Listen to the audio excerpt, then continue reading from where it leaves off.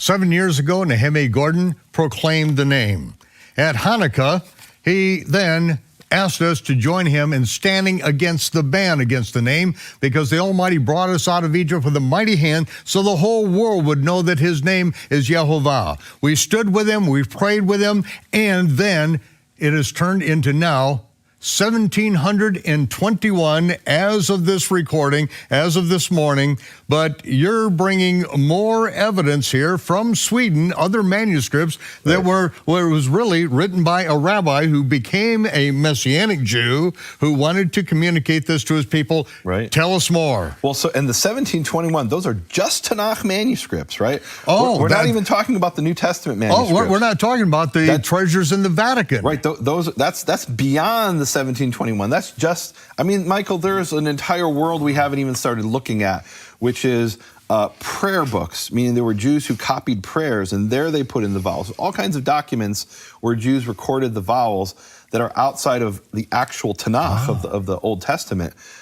We focused on that because even that's going to take us years. So not all Jews even followed the ban that was put in place by Rome initially. They didn't, well, that's for sure, but that's a separate issue. Meaning these rabbis who are writing the name Yehovah with those vowels, they don't pronounce it that way. Meaning this is really interesting, and I can't get into all of it right now, but basically we have all these rabbinical sources. I did a teaching on my website, nehemiahswell.com. It's called 10 Rabbis Speak Out on the Name or something like that. And I show that there's 10 rabbis, and by the way, as of today, we have 19. 19 rabbis who explicitly tell us the vowels are Yehovah. And this is important because there's this misconception out there, even among very serious scholars, that no Jew ever thought the name was Yehovah. That's just a silly mistake that the Christians made because they didn't know what they were looking at. They read the vowels of Adonai and they thought those were the vowels of the name. And I've demonstrated that there are at least 10 rabbis, and now, like I said, I have 19, and I'm going to eventually share those publicly, who say the vowels of the name are Yehovah. And the point is, when when Moshe of Krakow is writing this New Testament for his Jewish audience, he has to put in Yehovah as the pronunciation. Otherwise, they'll laugh him out of the synagogue. They won't listen to anything he has to say. I don't know if they listen to him anyway, right? But at least he had a chance to present to them what he understood to be the gospel to the best of his ability based on what he knew. And if he'd written Yahweh, he'd be laughed out of there. Now, here's another manuscript from Uppsala, Sweden, and it's slightly later than Johann Kemper or Moshe Krakow. This is one of his disciples. And here it's really interesting because here he's translated the Gospels once again himself. So this is a disciple of his, then he believed in Yeshua then. Right, absolutely. This is a disciple of his who I believe was from a Christian background originally, but studied Hebrew under Moshe Kemper, or Johann Kemper, and continued this process of refining and translating the Gospels. This time I want to say he translated it from Greek off the top of my head. But in any event, when he gets the name, what does he write? He writes Yehovah, and he puts in the vowels. Now, I'm not saying this is from the 1st century, quite the contrary. We know this was translated in the 18th century, but it was translated for a Jewish audience. And if you're translating it for a Jewish audience and you're putting in any vowels, they have to be the vowels Yehovah, because those are the vowels that the audience knows to be the true vowels. Now, somebody could come along and say, well, the Jews didn't know what they were talking about. Okay, well, we're all right. Wait. Paul says the living oracles of God were committed to the Jews. That's precisely what he says. Well, that's what Paul says, and there's no question that there's no question, in my mind at least, that when these scribes transcribed these vowels, and the standard understanding of this that scholars have is starting around the year 600, they started to write down the vowels. They didn't invent the vowels, though. The vowels had been fixed, and they were fixed in a form, at least in the 1st century. My book, Shattering the Conspiracy of Silence, we have it right here. I actually bring an example of a debate between these rabbis, and the discussion revolves around changing the vowels. And the one rabbi says, look, he says we can't actually change the vowels, but we can pretend for interpretation as if there's different vowels than what's written. And my question is, if these rabbis just made up the vowels out of the thin air, well, why didn't they just go ahead and change the vowels?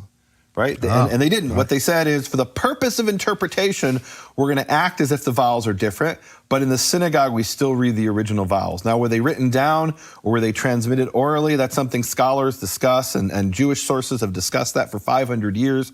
But I think what can be proven very substantially, in my opinion, is that these vowels were fixed, at least in the first century. And I recently heard a lecture from this professor who said, in fact, these vowels go back to the temple priesthood, that these were things that were being communicated in the temple priesthood, transmitted from rabbi to disciple until finally they were written down.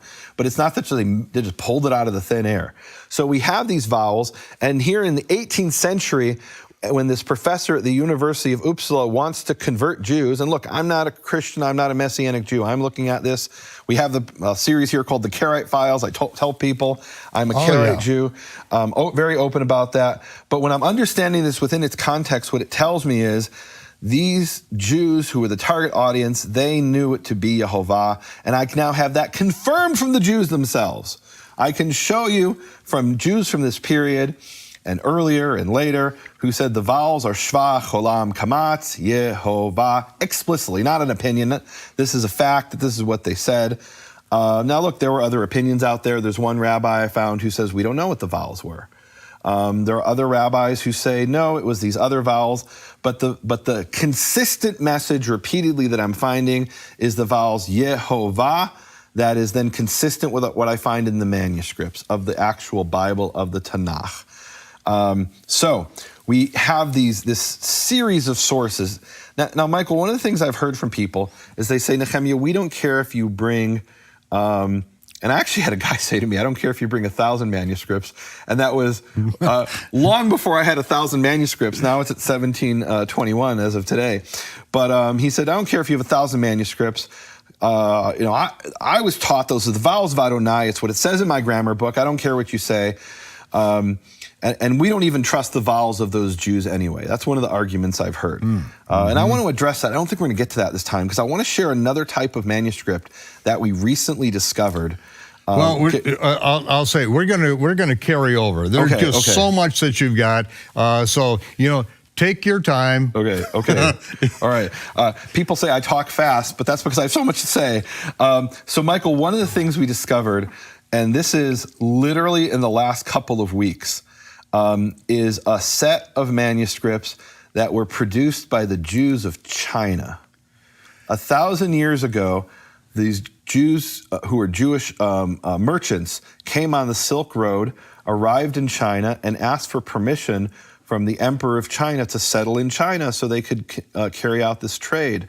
And one of the major trade routes of the Jewish world was from what today is Syria, through Iraq, Iran, Afghanistan, into China. In fact, some of the earliest post-Dead Sea Scroll manuscripts that have been discovered with Hebrew characters were found in Afghanistan in Western China. Like, most people don't realize that. Jewish manuscripts with Hebrew characters in Afghanistan, because this was the international trade route, and you had Jewish communities all along the route.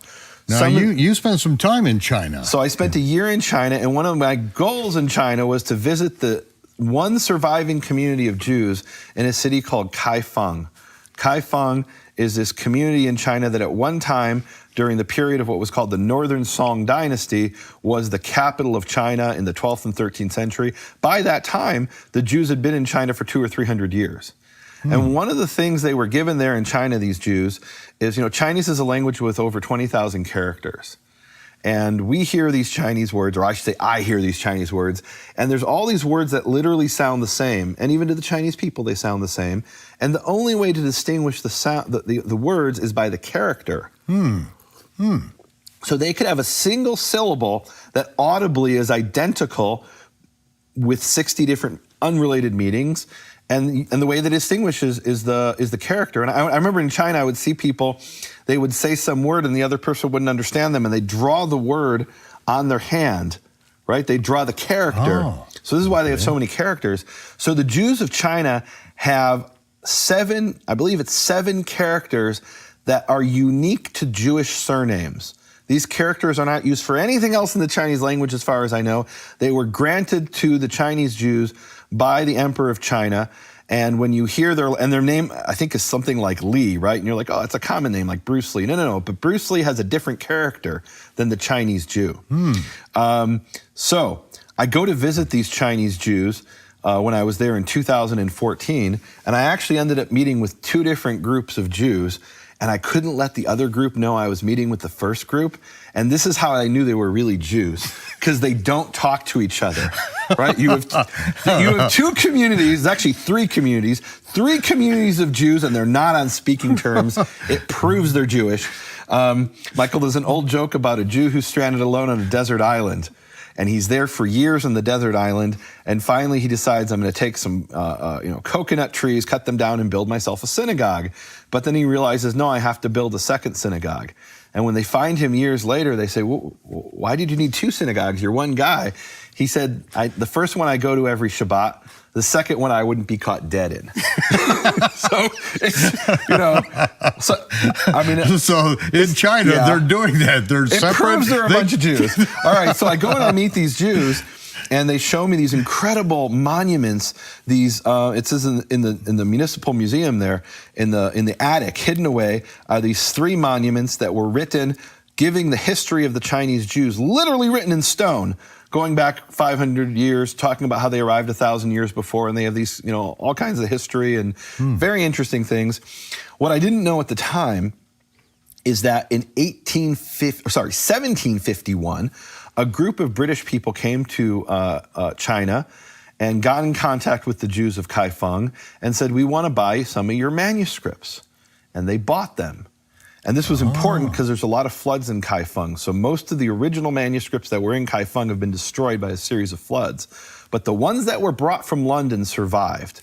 They were brought to London? They were brought to London. First they were brought to Shanghai, and then from Shanghai they were purchased by the society in London, a Bible society. And then in the 1920s, they were purchased from this London society by the Hebrew Union College in Cincinnati. Now that was the place I went to see what's called HUC number 1, which is one of the important manuscripts of the Tanakh, which isn't from China, right? That's from land of Israel or somewhere in that area from much earlier. These manuscripts are much later. They're from approximately the 17th century, but they were copied by generation after generation by these Chinese Jews who over time had been cut off. They were cut off from the main population of Jews.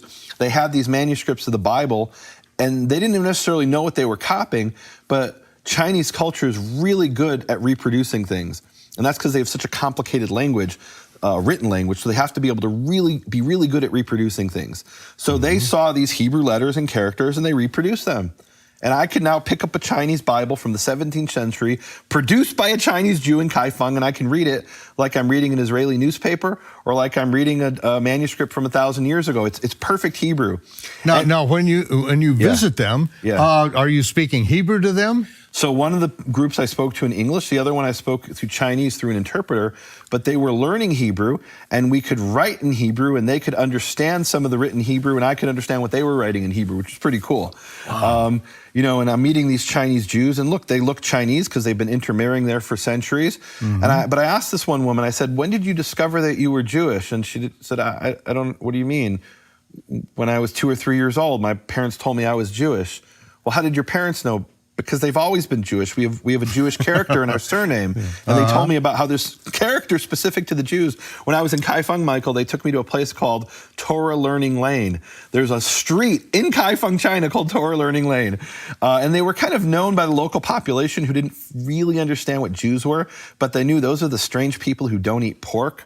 Which you have to understand, for a Chinese person not eating pork, it'd be like if you said, well, it really would be like if an American said, look, I don't drink water. It's against my religion to drink water. The Chinese can't understand it. I remember being in China, and I would tell people, I don't eat pork. Wabucher juro, and that's my broken Chinese. I don't eat pork meat, and they would look at me and they'd say, "How are you alive?" And I'd say, I seem to be doing pretty well. Maybe, yeah. Anyway, so when I was there in Kaifeng, I didn't know about these manuscripts. And even when I visited the Hebrew Union College, I didn't get to see everything. So I knew I actually knew about some of their Chinese manuscripts, but not their Bible manuscripts from China. So now these manuscripts have gone online, and for the first time a few weeks ago, I was able to see them online, manuscripts that came out of Kaifeng in 1751. They were written probably 100 years before that, and they have the vowels. Can I show the people what they have? Please. All right, so they have, let me pull it up right here. Here it is. Oh, this is really cool. Look at this. This is the from the Hebrew Union College. It says Hebrew manuscripts from China, right? And it's one of many manuscripts. This is particular manuscript 59. And then here is a section of the Torah from China, and I can read this like I'm reading my Tanakh, printed in Jerusalem, and it says, Chag HaSukkot Ta'aseh Lecha Shivat Yamim, you will do for yourself the feast of Sukkot when you gather in the grain from your threshing floor, etc. And let me skip ahead, and it says, Shivat Yamim Tachog, 7 days you will celebrate La Yehovah, to Yehovah, and there are the full vowels Yehovah. And by the way, guys, go watch one of the previous episodes I did where I talk about the B-52 bomber. That's this phenomenon that we don't have time to get into today, but I also have a teaching on my website, on nehemiahswall.com, called Cutting Through the Confusion from the Show Me State. I go into a lot more detail about the B-52 bomber. This is an example not only of Yehovah with the full vowels, but what I call the B-52 bomber phenomenon. And there it is, La Yehovah. Here is a second manuscript from a second scribe, and you can see it's a completely different handwriting, right? A second Jewish scribe and this in is Kaifeng. China. This is from China, from Kaifeng. It's a different passage. It says, Ki tidol neder la Yehovah Elohecha, when you make an oath to Yehovah, your God, and etc. And we have earlier on the page, it says Beit Yehovah, the house of Yehovah, and it says Yehovah Elohecha, again, Yehovah, your God. Here, even in Kaifeng, maybe not even fully understanding what they were copying, but they were preserving much, I mean, they were cut off, right? So they only had the much earlier manuscripts they brought with them from Afghanistan, and before that from Persia, and eventually from the land of Israel as they migrated east. These bands of Jewish merchants, and eventually settling in China, they brought with them these Hebrew manuscripts, and they copied them diligently, and I can read it perfectly, and it has the vowels Yehovah, even in China. This is within our included within our 1,721. And Michael, to me, and I want to get to this in a future episode if you'll allow me, but there's this prophecy that just burns in my heart. It's Malachi chapter 1, verse 11. And here, Michael, it's a fulfillment of the prophecy, this Chinese manuscript. Malachi 1:11, let me read it to the people. It says here in Malachi 1:11, okay, let me pull it up. It says, from the rising of the sun, can I read it in Hebrew? Please do. It says here in Hebrew, Ki mimizrach shemesh, for from the place of the rising of the sun, somebody say China, ve'ad mivo'o, until the place of its setting, somebody say Europe at the time of the known world, Gadol shmi bagoyim, my name is great among the nations, u'bechol makom muktar mugash lishmi, u'mincha tehora, and in every place. This is really interesting, Mike. I'm going to say that for next time when we talk about this. And it says again, Ki gadol shmi bagoyim, for my name is great among the nations. Amar Yehovah Tzevaot, says Yehovah of hosts. There's this prophecy in Malachi. Malachi lived approximately in 400 BC, and he prophesied that God's name would be great from the rising of the sun to the place of its setting.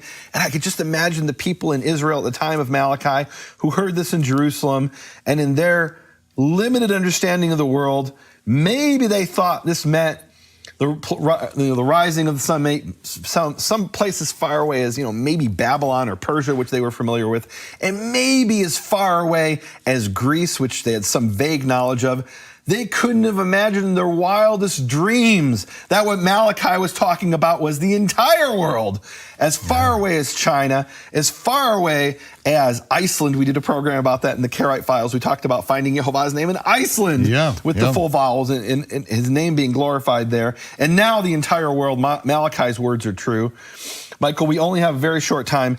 Can you just briefly tell people about what I did to try to glorify Yehovah's name and spread this message? Well, I want you to come back next time and go into we'll this, tell them what it is. Because here it is. This is from Denmark. This it's is a coin from the 1640s from the King of Denmark, and it says on it, guys, it says Yehovah with the full vowels, a fulfillment of the prophecy of Malachi. For years I wanted this coin, and I contacted a mint in Utah and had them reproduce this coin as a silver round with 1 troy ounce of silver. And on the back of the coin, what did I put? The verse from Malachi in Hebrew, Gadol Shmi Bagoyim, my name is great among the nations. And guys, you won't believe the story behind this coin and this silver round of how it ties in to the very fabric of the history of the United States of America, and it's a fulfillment of biblical prophecy. We'll talk about that next time. Would you close with the Aaronic blessing? I will, Michael. The proper Aaronic blessing. Yehovah, thank you so much for giving me the opportunity to be here with Michael and share the fulfillment of the words of your prophecy. Yevarechecha Yehovah v'yishmerecha. Yehovah bless you and keep you. Ya'er Yehovah panav elecha v'yichuneka. Yehovah shine his face towards you and be gracious towards you. Yisa Yehovah panav elecha. Yehovah lift his face towards you. V'yasem lecha shalom. And may he give you peace. May he give you shalom. Amen. Well, you've just begun the adventure. Ladies and gentlemen, join us again here next week for Shabbat Night Live. Shavua Tov. Have a good week, and we'll see you here then. Thanks, Nehemiah.